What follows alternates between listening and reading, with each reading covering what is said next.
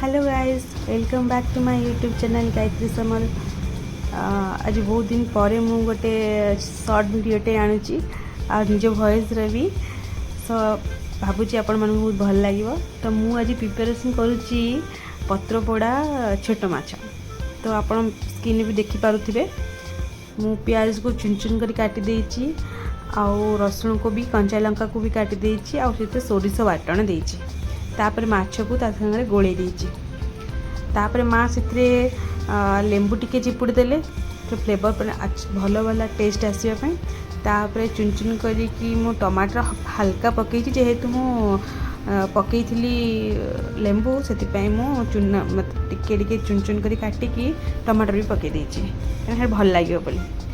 तापर बर्तमान मुझे कखारु पत्र रे ता भितर रखिकी ताकू मु भल भाव में सूतार बांधिदेवी आ उपरे मु कदली पत्र देवी कारण कखारु पत्र देला माने पोड़ी जीव बेसी पोड़ी गला माने भीतर माछ भी पोड़ी जीव से बोलिकी मु सेतिरे कदली पत्र भी बांधिची। बट एटा लास्ट कदली पत्र सरी जाइथिला बोली मु एटा को बेसी पत्र करिकी बांधची। देखंतु आपण भल से देख पारथबे मु ता भितर कखारु पत्र भी देइची प्लस कदली पत्र भी देइची।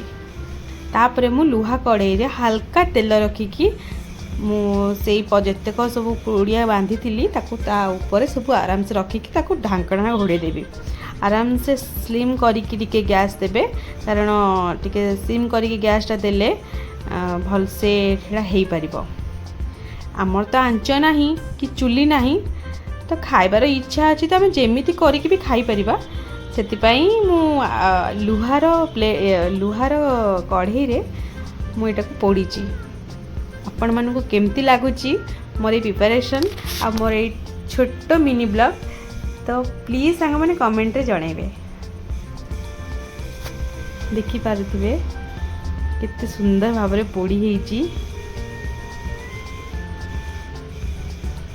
जदि आपण मानकु मोर ब्लॉग टी भल लागिथिबो दया करी प्लीज लाइक कमेंट सब्सक्राइब निहाती करिवे। Thank you.